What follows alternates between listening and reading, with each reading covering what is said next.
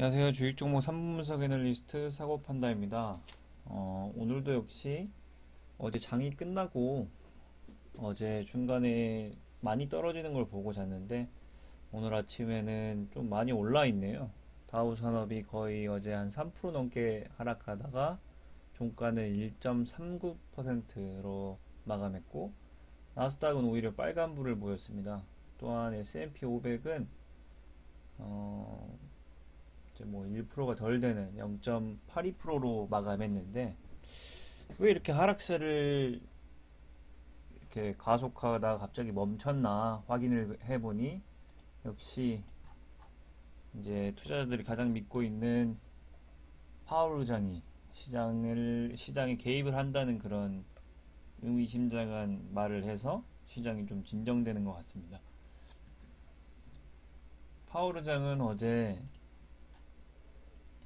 코로나가 점차 위험하다. 적절하게 경제를 지원하는 활동을 시작을 하겠다라고 얘기를 했고, 근데 이제 페드의 남은 선택지는 그리 많지 않습니다. 사실은 현재 레인지가 1.75%까지 해서 마이너스 금리까지 5번 인하할 수 있고, 또한 이제 양적 완화라는 것이 따로 있는데 아마 양적 완화나 금리 인하 둘 중에 하나는 좀 사용을 할 것 같습니다. 그래서 사실 가장 큰 시장이 바라는 가장 좋은 시나리오는 금리 인하를 파격적으로 하는 것을 가장 바라고 있고, 또한 가장 베스트는 금리 인하를 하면서 QE, 양적 완화를 같이 동반하는 그런 엄청난 시장 친화적인 그런 거를 바라고 있는데, 사실상 그렇게까지는 안 하지 않으려나. 하지만 다수의 이제 미국 증권사들은 여기 투자하는 골드만삭스가 나오죠. 날 페드가 3월부터 6월까지 0.75% 포인트 금리 인하를 할 거라고 예상을 하고 있습니다. 그래서 이제 0.75% 인하를 하면요, 이제 1%까지 하락을 하는데 이거는 거의 금융위기 이후에 거의 최저치로 떨어지고, 만약에 0.75%까지 하락을 하게 된다면 아마 미 증시도 사상 최고치를 아마 뚫지 않을까.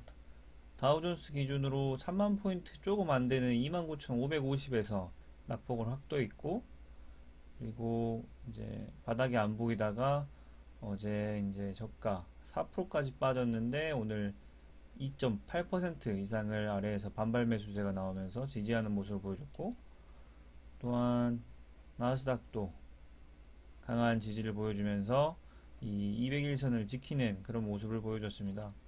또 S&P 500도 마찬가지로 다우존스와 비슷한 흐름을 보여줬고, 반도체는 사실 파월 의장이 얘기하기 전부터 이렇게 혼자 상승을 다시 그리고 있었는데요. 이게 역시 시장이 눈치 빠른 사람들은 엄청 많고, 페드가 발표를 하기 전부터 아마 내부 정보가 있는 것 같습니다. 그래서 일반 시장 투자자들은 알지 못하는 그런 액션을 취할지 이미 알고 움직이는 그런 느낌이었거든요. 그래서 반도체 지수가 가장 양호하다. 왜냐면 반도체 지수는 사실은 이 전고를 뚫으면서 올라갔었거든요. 미국 반도체 지수는. 그래서 이거는 충분히 다시 신고가를 돌파할 만하다. 그래서 이 반도체랑 관련 있는 지수는 제가 계속 말씀드렸다시피 삼성전자와 SK하이닉스인데, 거기서 탑픽은 아무래도 많은 분야에 이렇게 다각화되어 있는 삼성전자가 아닐까.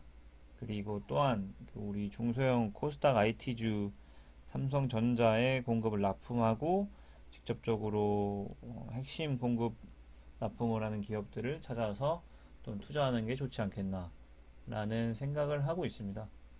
또 유로스탁은 뭐 그다지 반등하지 않았는데 이것도 하락 추세가 어느 정도 멈추는 거 아니냐.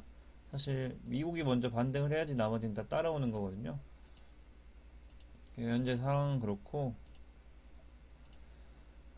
최근에 근데 제가 글을 읽다 보니까 한국은행이 2월 달에 무조건 금리 인하를 한다고 시장이 이제 예상을 하다가 금리 인하를 안 하니까 갑자기 엄청난 그런 비난을 쏟아내는 사람이 많은 것 같은데, 사실 이거에 대해서 잠깐 제가 말씀드리자면,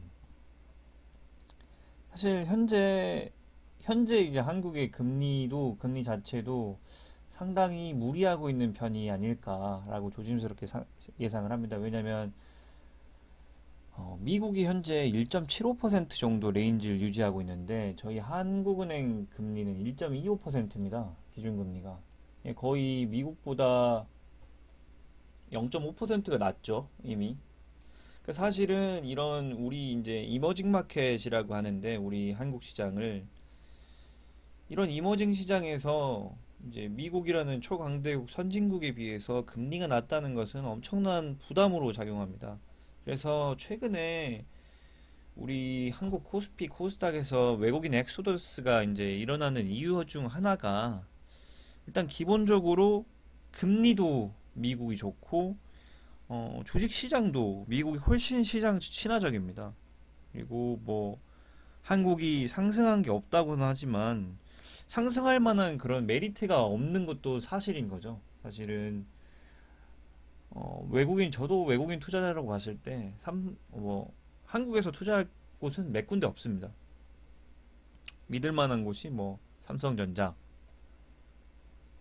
뭐 끝입니다. 사실은 그 정도로 투자할 곳이 없고 기본적으로. 그런데 이게 그런 것을 이제 통화 캐리라고 하는데, 금리가 낮은 곳에서 금리가 높은 곳으로 투자하는 게 사실은 이게 세계 글로벌 시장의 기본적인 바탕입니다. 근데 미국이 지금 1.75고 한국이 1.25라서 일반적인 그런 이런 통화 캐리를 하는 상태도 아니죠. 그리고 뭐 국가의 신뢰도도 미국이 훨씬 높고 GDP도 훨씬 높고 소비도 타오르고, 사실 현재 상황으로 미국이 뭐 떠오르는 미국의 성장률이 이제 한국보다 높으니까요.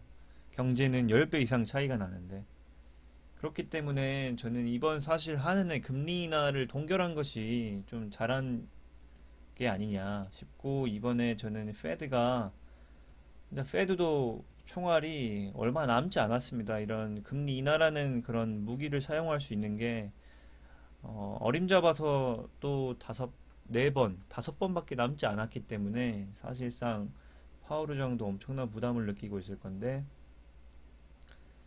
요즘 미국 투자자들과 미국 시장을 보면은 거의 조금 사실 좀 조폭 같습니다. 그냥 금리 인하 안 하면 나 그냥 시장 박살 낼 거야, 이렇게 야구방망이 하나 들고 거의 페드만 이렇게 협박하는 좀 모양새가 아닐까 싶은데, 왜냐면 미국 증시가 급락한 이유가 코로나였으면은 더 박살 나야죠. 왜냐면 이제 미국도 확진자가 이제 초반으로 이제 확산되는 추세이기 때문에 사실 소비가 본격적으로 위축될 시기인데, 페드의 말 한마디로 다시 반등을 이렇게 강하게 보인다는 것은 좀 다분히 좀 의도된 하락이 아닌가.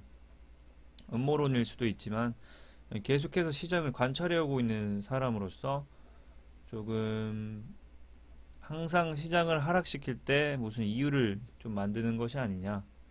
그리고 그 자기의 니즈가 충족될 때 다시 반등을 나오고 다시 신고가를 뚫고 최상단에서 뭐 악재가 발발을 해도 악재는 둔감하고 호재만 계속 터뜨리다가 어느 정도 만족스럽게 오르면 다시 이유를 만들어서 떨어뜨리는 이런 패턴이기 때문에, 사실은 우리 일반 투자자가 투자할 때는 조금 심플하게 좀 다가가야 될 좀 필요가 많습니다. 사실상 일반 그런 권력자들과 많은 기업 집단의 총수가 아닌 이상 일반인들이 획득할 수 있는 정보는 상당히 한정적이기 때문에 이 부분을 참 인지하고, 제가 누차 말씀드리다시피 중앙은행, 특히 한국은행이 아니고 제가 얘기한 중앙은행은 미국의 페드나 유럽 중앙은행이나 이런 큼직한 선진국 중앙은행에서 금리 인하의 신호를 보내고, 중국 같은 곳에서 강하게 경기 부양을 하기 위해서 유동성을 풀 때가 바로 투자의 시발점이다. 그때가 투자의 가장 큰 기회이기 때문에 이번 급락장을 놓치지 말고 어느 정도 비중을 투자하든지 아니면 자기가 감내할 수 있을 정도를 투자를 해서 만족할 만한 그런 성과를 내시는 게 저로서는 참 좀 추천드리고 싶은 그런 내용입니다. 계속해서 힘든 장이 이어지고 있는데 힘내시고 성투하시는 그런 날들이 됐으면 좋겠습니다. 감사합니다.